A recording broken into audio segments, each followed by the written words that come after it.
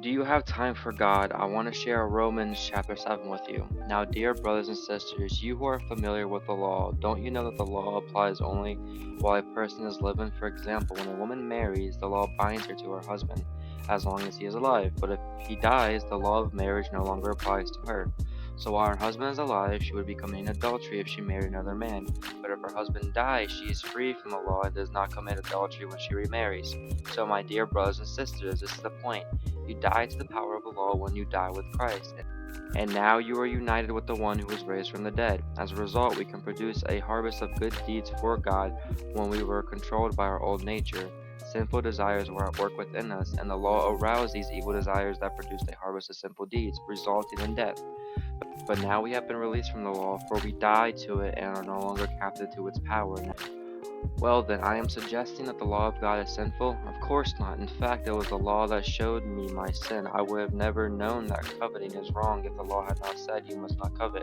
But sin used this command to arouse all kinds of desires within me. If there were no law, sin would not have that power. At one point I lived without understanding the law, but when I discovered that the law's commands, which were supposed to bring life, brought spiritual death instead, sin took advantage of those commands and deceived me.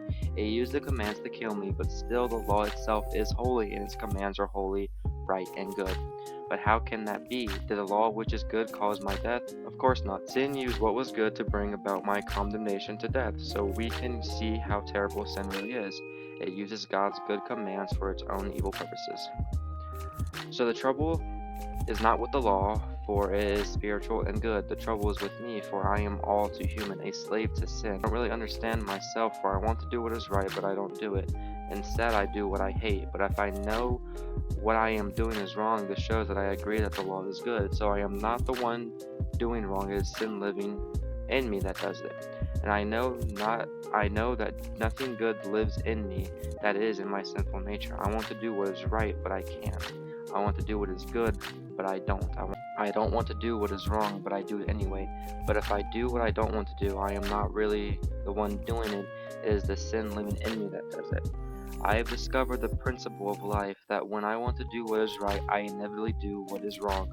I love God's law with all my heart, but there is another power within me that is at war with my mind. This power makes me a slave to that sin that is still within me. Oh, what a miserable person I am. Who will free me from this life that is dominated by sin and death? Thank God, the answer is in Jesus Christ our Lord. So you see how it is. In my mind, I really want to obey God's law, but because of my sinful nature, I am a slave to sin.